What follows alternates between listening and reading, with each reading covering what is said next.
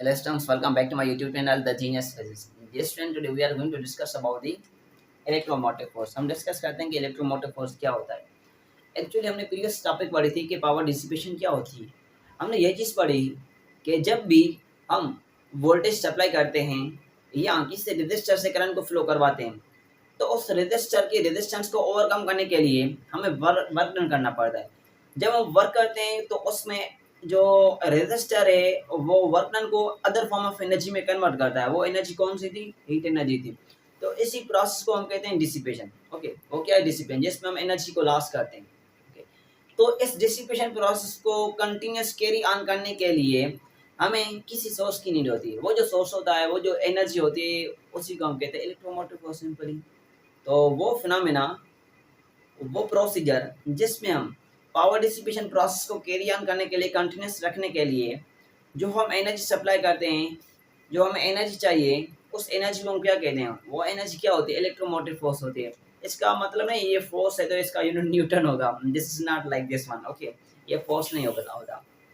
Just like B ए बड़ा force, just like हमें mechanics में डील करने, सपोज करें ये ऑब्जेक्ट है, ये एक मार्कर है, इसको मूव कराने के लिए हमें क्या करना पड़ेगा?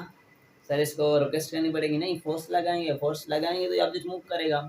सेम वे से जब किसी कनेक्टर से, जब किसी वायर से, या मैं आपको एग्जांपल दे दूं, ये माइक है, हमारे पास माइक की वायर है। ओके, इससे जब करंट फ्लो करेगा, अज्यूम करते हैं जब इससे करंट फ्लो करेगा, तो क्या हम इसको रिक्वेस्ट करेंगे कि करंट जा, हाथ बांधेंगे करंट जा? ऐसे नहीं करें। हम क्या करेंगे? इसको ईएमएफ प्रोवाइड करेंगे, एनर्जी प्रोवाइड करेंगे ताकि ये आगे मूव कर जा सके, आगे मूव कर सके। ओके, तो सेम वे से जस्ट लाइक मैकेनिक्स में फोर्स भी एक होता है। यहाँ पर जब हम डील करते हैं इलेक्ट्रोडायनामिक्स से, इलेक्ट्रोस्टैटिक्स पढ़ते हैं या करंट इलेक्ट्रिसिटी पढ़ते हैं, तो वहाँ पर कौन ईएमएफ बिहेव करता है? एज अ फोर्स की तरह। तो just by we name as electromotive force, ये फोर्स की तरह बिहेव करता है। ओके, तो हम इसको ग्राफिकली समझने की कोशिश करते हैं अकॉर्डिंग टू डायग्रामेटिकली।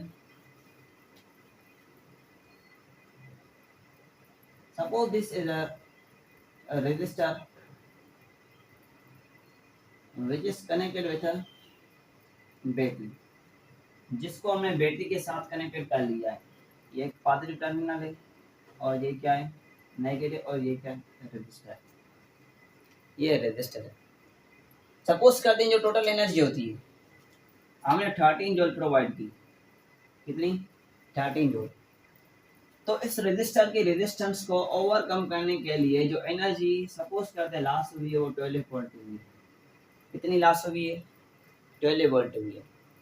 जो हमारे पास जो अपियर्ड अमाउंट ऑफ एनर्जी है, जो अपियर्ड अमाउंट ऑफ वोल्टेज है, that is actually potential difference, that is potential. The appeared amount of energy is actually voltage, उसको हम वोल्टेज कहते हैं। जो टोटल है, टोटल कौन सा है? 13 जूल है। जो टोटल अमाउंट ऑफ एनर्जी होती है, इसी को हम कहते हैं this is a EMF. This is a EMF, ये ईएमएफ होता है। और जो अपियर्ड अमाउंट है, इसी को हम कहते हैं पोटेंशियल। This is voltage. तो सिंपल में डेफिनेशन को हम दूसरे वे से किस तरह एक्सप्लेन कर सकते हैं ईएमएफ की डेफिनेशन को? The total amount of energy supplied per unit charge, the total amount of energy supplied per unit charge, that is called EMF. क्या हुआ? Time going to repeat. The total amount of energy supplied per unit charge, that amount of energy said to be electromotive force, उसको क्या कहेंगे? Electromotive force कहेंगे। And the appeared amount, जो appear हुआ है, कितना अपीयर हुआ है? 12 वोल्ट अपीयर हुआ है। The appeared amount of energy said to be a voltage, उसको हम क्या कहते हैं? वोल्टेज कहते हैं। जो total amount of energy supplied per unit charge है, उसी को हम कहते हैं ईएमएफ, जो टोटल है। और जो अपीयर्ड हुई है 12 वोल्ट रजिस्टर के पास, उसको हम कहते हैं this is the voltage. Okay, सवाल हुआ सर 1 वोल्ट किधर गया? जो 1 वोल्ट है वो किधर गया? एक्चुअली वो इंटरनल लॉस में कन्वर्ट होता है, वो इंटरनल लॉस में कन्वर्ट होता है। तो हम ईएमएफ को डिफाइन करते हैं कि ईएमएफ क्या होगी? ये 1 वोल्ट लॉस हुई, this is internal loss, this is internal loss. इसको क्या कहते हैं? इंटरनल लॉस कहते हैं। और ये क्या है? अपीयर्ड अमाउंट है, दिस इज अपीयर्ड अमाउंट। जो अपीयर्ड अमाउंट ऑफ एनर्जी होता है, उसको हम कहते हैं वोल्टेज। वो जो टोटल होता है, टोटल क्या होता है, अपीयर प्लस में internal loss of voltage that is equal to actual EMF. ये ईएमएफ एक्चुअल होता है। तो ईएमएफ की क्या डेफिनेशन बनी, EMF is actual equal to sum of appeared amount of voltage and last amount of voltage. जो appeared amount of voltage है और जो लास्ट हो चुका है, इट मींस 12 वोल्ट प्लस में 1 volt, the sum of this both voltage is equal to EMF. ये EMF का इक्वल होता है। इसको और डिटेल में डिस्कस करते हैं। इसकी रेजिस्टेंस आर है, जो 1 वोल्ट लॉस हुई है, इसका मतलब ये हुआ कि इस बैटरी के अंदर भी पावर डिसिपेशन हुई है। 1 वोल्ट लॉस हुई है, यहाँ पर तो 12 वोल्ट हुई है, ये तो कंफर्म बात है, यहाँ पर डिसिपेशन हुई है। यहाँ पर इसका इंटरनल लॉस है बैटरी का, पावर डिसिपेशन। इसका मतलब ये है कि बैटरी के अंदर भी होती है। तो जो इंटरनल लॉस ऑफ बैटरी है, दिस आल्सो पावर डिसिपेशन, ये भी पावर डिसिपेशन है। इसकी जो रेजिस्टेंस होगी वो स्मॉल आर होगी। वो क्या होगी, स्मॉल आर। इसकी क्या है, कैपिटल आर। यहाँ पर पावर डिसिपेशन मैक्सिमम है, वहां पर मैक्सिमम रेजिस्टर होगा, ज्यादा रेजिस्टर होगा। जिसकी पावर डिसिपेशन कम है, उसका मतलब ये उसकी रेजिस्टेंस कम है। तो चाहे कम हो या ज्यादा हो, है तो डिसिपेशन ना। यहाँ पर भी वोल्टेज लॉस है, ये क्या है, ये भी वोल्टेज लॉस है। ये अपीयल वोल्टेज लॉस है, ये क्या है, हिडन वोल्टेज लॉस है, इंटरनल वोल्टेज लॉस है। हम इसको क्या कह सकते हैं, इंटरनल लॉस या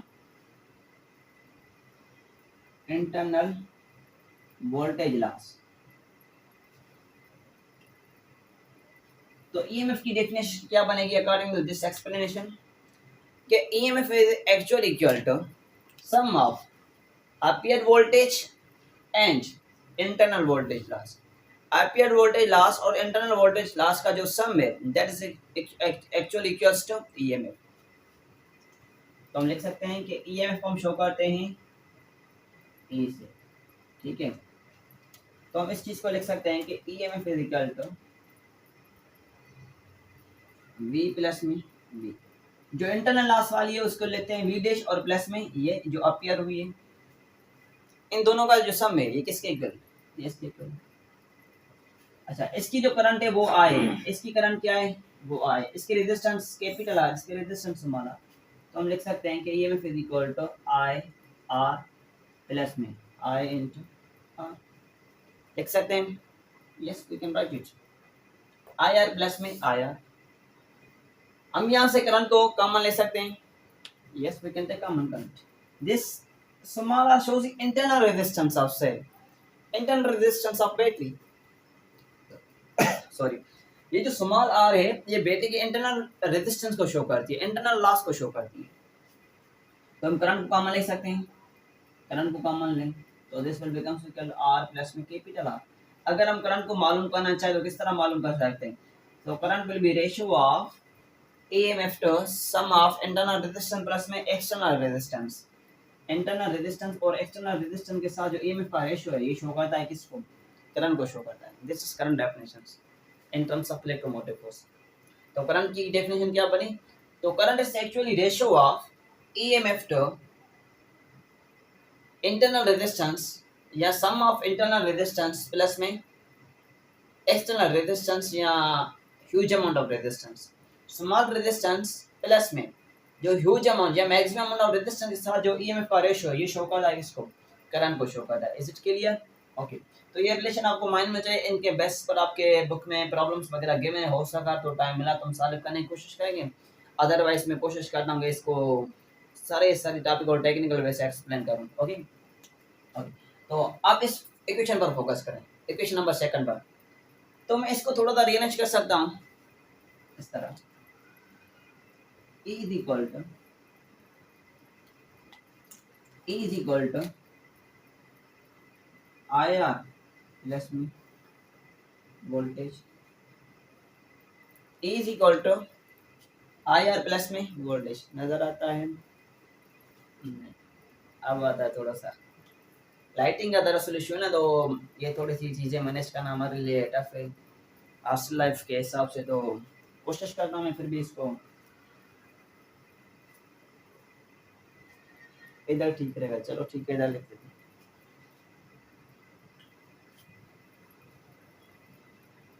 तो ये क्या बनेगी, E is equal to, इसी जगह पर मैं लिख सकता हूँ V, वी लिखा, प्लस में इसकी जगह पर मैंने लिखा, या मैं इसको सेम रखता हूँ आई आर प्लस में, इस वोल्टेज की जगह पर मैं वी लिख सकता हूँ, क्योंकि ये आई आर जिससे कर लो वी, ओम्स लॉ के मुताबिक वी के इक्वल है। तो ये हमें रिलेशन मिला, तो हमें ये रिलेशन मिला। This most important relation for the MCQs calculation. MCQs calculation के लिए ये मोस्ट इंपॉर्टेंट फार्मूला है, इनको प्रॉपर वे सब माइंड में ले रहे।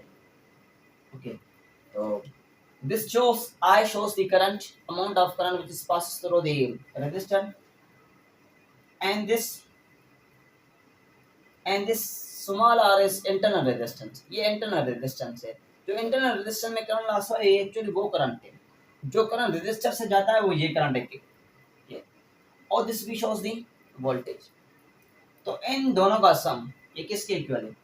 ई के इक्वल है, ईएमएफ के इक्वल है। तो क्वेश्चन ये होता है, when EMF and voltage will become equal। EMF और वोल्टेज कब इक्वल होंगे? तो कंडीशन है सर, जब करंट जीरो हो या आर जीरो, या तो करंट जीरो हो या तो आर जीरो। अच्छा, करंट जीरो हो सकता है मगर आर जीरो नहीं हो सकती। कीप इन माइंड, आप ऐसे कह सकते हैं या इस टर्म को जीरो कर लें या स्मॉल आर को जीरो कर लें, किसी भी एक टर्म को जीरो कर लें तो हमारे पास जो वैल्यू आएगी ये सारी की सारी, ये सारी जीरो के इक्वल हो जाए। ऐसा नहीं होगा, absolutely not, keep in mind. अब मैथमेटिकली आप करेंगे तो वो एक अलग बात है। ये करंट जीरो हो सकता है मगर जो इंटरनल रेजिस्टेंस है ये जीरो नहीं हो सकती। क्यों? ये तभी पॉसिबल है जब हम आइडियल कंडीशन लें, जब हम आइडियल सिचुएशन से डील करें। तो उसी केस में जो इंटरनल रेजिस्टेंस है, जो स्मॉल रेजिस्टेंस है, ये जीरो हो सकती है, अदरवाइज जीरो नहीं होगी। तो it means R will becomes equal to zero when there is a ideal situation। जब आइडियल सिचुएशन होगी, आइडियल कंडीशन होगी, तो उसी केस में हम इसको जीरो ले सकते हैं, अदरवाइज हम इसको जीरो नहीं लेंगे। ओके, तो मतलब ये हुआ, आइडियल में लेते हैं जब R जीरो हो या करंट की क्वांटिटी जीरो थी इक्वल, इसी केस में E will becomes equal to V। Electromotive force बराबर हो सकता है किससे? वोल्टेज से। तो इनकी बेस पर डिफरेंट कैलकुलेशन के हवाले से डिफरेंट टेक्निकल वैसे क्वेश्चंस आ सकते हैं। ओके, तो ये हुई बात। Okay, is it clear?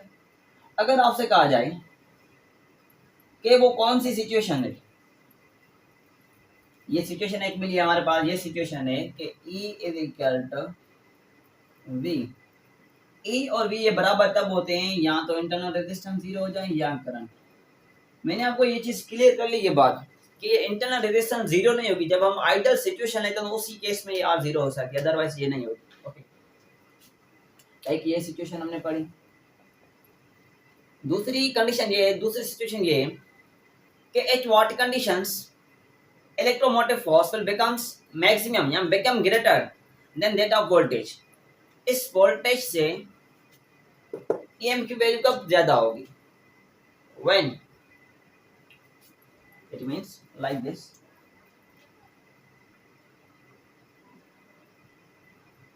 ये सिचुएशन कब पैदा हो सकती है कि E की वैल्यू ज्यादा हो जाए V से। This is possible only when there is a discharging phenomena. ये तभी पॉसिबल है जब डिस्चार्जिंग फिनोमेना हो। डिस्चार्जिंग फिनोमेना क्या होता है? डिस्चार्जिंग फिनोमेना एक्चुअली ये फिनोमेना होता है जब कोई बैटरी या कोई सेल वगैरह एनर्जी को सप्लाई करता रहता है, वो फिनोमेना एक्चुअली शो करता है डिस्चार्जिंग को। तो ये तभी पॉसिबल है जब हमारे पास कौन सा फिनोमेना? Discharging phenomena. तो हमारे पास जो मोबाइल्स होते हैं वो तभी चार्ज हो सकती हैं जब E का वैल्यू ज्यादा हो V से। इसी केस में हमारी मोबाइल चार्जेस हो सकती हैं। कभी कभी ऐसा हो जाता है तो हम मोबाइल को बोर्ड से लगा लिया, सारा सेटअप हमने सिस्टम सेटअप कर लिया है, फिर भी हम देखते हैं 2 कलाक के बाद मोबाइल भी कनेक्टेड है चार्जर के साथ, फिर भी यार चार्ज क्यों नहीं हुई? शायद चार्जर खराब है। हाँ, चार्जर ही खराब होगा। ये तब होता है जब वोल्टेज की जो वैल्यू होती है वो लेस देन हो जाती है ईएमएफ से। जब E ज्यादा हो जाएगी V से तो तभी हमारे पास this is possible that our mobile can be charged. हमारी मोबाइल चार्ज हो सकती है, तभी पॉसिबल है जब E की वैल्यू क्या हो? ज्यादा हो जाए V से। It means this is used when there is a discharging phenomena. ये तभी पॉसिबल है जब कौन सा फिनोमेना हो, डिस्चार्जिंग फिनोमेना हो, डिस्चार्जिंग फिनोमेना में यूज कर सकते। ओके, ये तब यूज होगा जब डिस्चार्जिंग फिनोमेना। अच्छा, अगर ई लेस देन हो जाए वी से, तो इसका मतलब ये है दिस इज चार्जिंग फिनोमेना। ये कौन सा है फिनोमेना, ये चार्जिंग फिनोमेना है।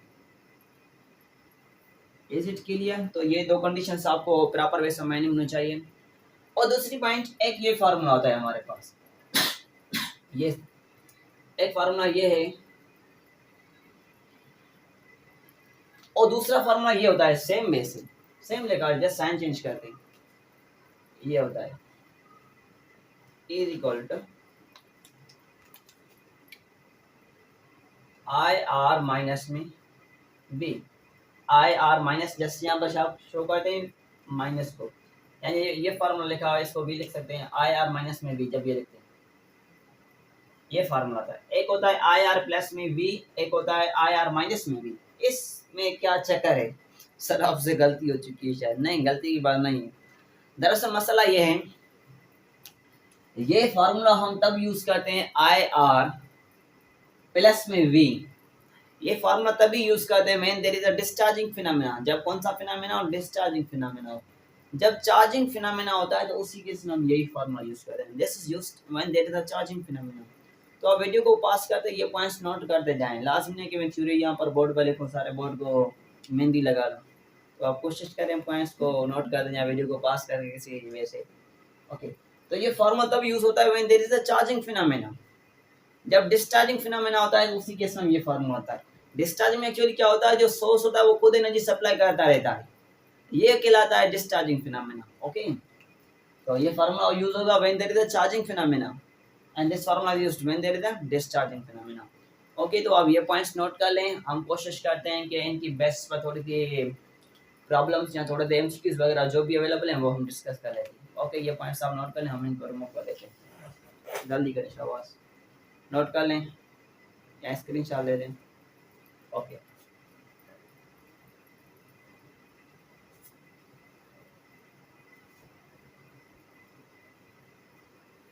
आपके बुक में मोस्ट इंपॉर्टेंट प्रॉब्लम्स हैं, एग्जाम्पल्स हैं गिवन, आप उनको भी देखें।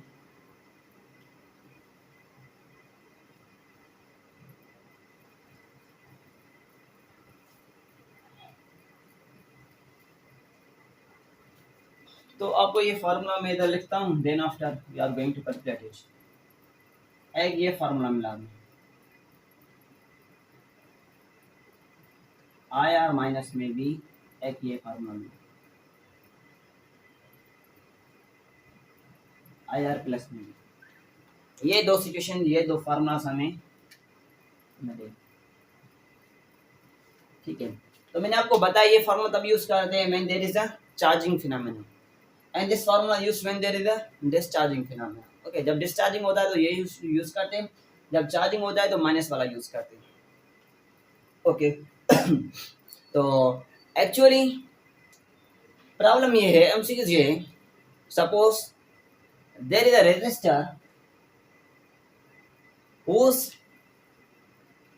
capacity to gain voltage is about 4 volt, उसकी जो वोल्टेज गेन करने की एबिलिटी है वो क्या है, वो है 4 वोल्ट। इसका गेन करने की एबिलिटी का मतलब ये कि required voltage, the required voltage for the capacitor is about 4 volt. कितने वोल्टेज रिक्वायर्ड है, 4 voltage. And the internal resistance of battery is about 6 ओम। जो इंटरनल रेजिस्टेंस है बैटरी की वो क्या है, 6 ओम है। And the current passes through the resistor is about 2 ampere, 2 ampere. Then how much EMF will be supplied by the source or battery? How much EMF will be supplied by the source or battery? Battery या source कितनी EMF supply करेगा? It means here we are dealing with a battery. यहाँ पर कौन काम करेगा, battery काम करेगी। तो जब बैटरी खुद काम करती है तो उस फिनोमेना डिस्चार्जिंग कहते हैं, वो डिस्चार्जिंग होता है। तो हम कौन सा फार्मूला यूज करेंगे, ये यूज करेंगे ईएमएफ के लिए या ये यूज करेंगे, मैंने आपको बताया ये फॉर्मूला यूज करेंगे। जब बैटरी खुद काम करेगी, जब सोर्स खुद काम करेगा, जब डिस्चार्जिंग फिनोमेना होगा, तो उसी केस में हम ये फॉर्मूला यूज करते हैं। ठीक है, तो अब यूज करें इसको। यहाँ मैं ऑप्शंस लिखता हूँ, आप साले करने की कोशिश करें। ऑप्शन ए, बी, सी। अच्छा, यहाँ पर करंट मैंने नहीं दिया है, करंट देता हूँ। चलो ठीक है, करंट है 2 एम्पियर। करंट क्या है? 2 एम्पियर।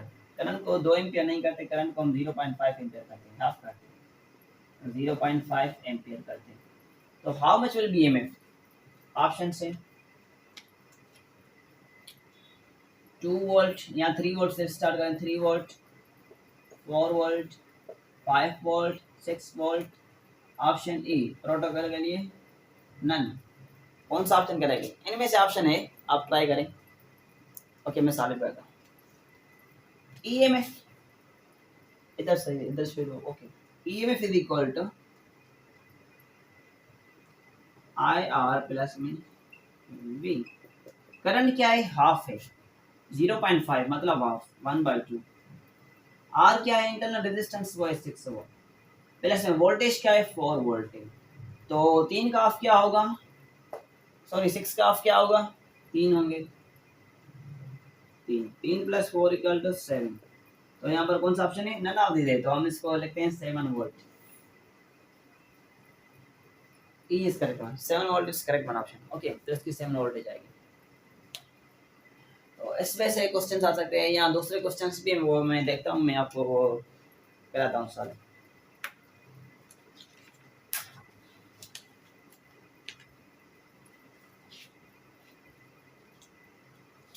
चलो ठीक है, यहाँ I think that's been enough, ये काफ़ी है। या थोड़े थे इसी के भला, थोड़ा सा इसको चेंज कर लेते हैं। अगर मैं कहूँ आपको, if EMF of a battery is about 12 volt, किसी बैटरी का जो ईएमएफ हो वो कितना है? वो है 12 volt. The EMF of battery is about 12 volt and current passes through the resistance is about 0.5 ampere and resistance और that is about 6 ohm। यहाँ मैं लिखता हूँ, मैंने कहा आपके पास जो ईएमएफ हो वो क्या है? 12 वोल्ट है, और जो करंट है वो मैंने बताया वो 0.5 एम्पियर है, और जो रेजिस्टेंस है वो क्या है? सपोज कर लेते हैं 3 ओम का लेते हैं। क्या? 3 ओम का लेते हैं। तो आपसे पूछा गया है कि how much voltage is required, how much voltage required, या what will be amount of appear voltage. जो अपियर वोल्टेज होंगे उसकी अमाउंट क्या होगी? तो आपको डिफरेंट वे से इसको दे सकता है, कि अपियर अमाउंट की टर्म्स में दे सकता है, या किसी और टेक्निकल वे से दे सकता है। तो what will be amount of appear voltage? तो सिंपल है, A is equal to V plus में आया, हमें वी चाहिए। ई की वैल्यू क्या है? ई की वैल्यू है 12। आई की वैल्यू क्या है? ये प्लस का टर्म इधर माइनस का हो जाएगा। आई की वैल्यू क्या है? 0.5। आर की वैल्यू क्या है? R is about 3 ohm. R की वैल्यू क्या है? 3 है। तो 3 का हाफ क्या होगा? 1.5। 12 माइनस में 1.5 हो जाएगा। तो 12 से अगर 1 गया 11, और 1 से पॉइंट जाए, 11 से 0.5 जाए तो 10.5। तो वोल्टेज क्या होगी? 10.5 वोल्ट। 10.5 वोल्ट। अच्छा, तो ये भी दे सकता है कि आप इस प्रोसेस को मेंशन करें, चार्जिंग या डिस्चार्जिंग। इस तरह भी कह सकता है, या इस तरह भी कह सकता है कि इस केस में ईएमएफ ज़्यादा है या वोल्टेज, या टोटल अमाउंट ऑफ एनर्जी ज़्यादा है या आउटपुट अमाउंट ज़्यादा है, या वोल्टेज ज़्यादा है या ईएमएफ ज़्यादा है। तो जाहिर सी बात है, ईएमएफ क्या है? 12 है, ये क्या है? 10.5 है, 10.5 है। तो इस केस में ईएमएफ ज़्यादा है वोल्टेज से। जब ईएमएफ ज़्यादा होता है वोल्टेज से, तो वो कौन सा फिनोमेना होता है? वो डिस्चार्जिंग फिनोमेना होता है। वो कौन सा फिनोमेना होता है? उसको हम डिस्चार्जिंग फिनोमेना कहते हैं। ओके, तो ये थे little bit discussion about this chapter. मैं कोशिश करूंगा कि एक अलग वीडियो बनाऊं जिसमें मैं सारी टॉपिक्स के जो टेक्निकल क्वेश्चन है, मोस्ट इंपॉर्टेंट टेक्निकल वैसे जो क्वेश्चन आ सकते हैं, उन क्वेश्चंस को डील करने की कोशिश करें। Okay, so if anybody has any question you can comment me. I will mention my WhatsApp number as also show my details in front of you. Okay, viewers, thank you. See you next.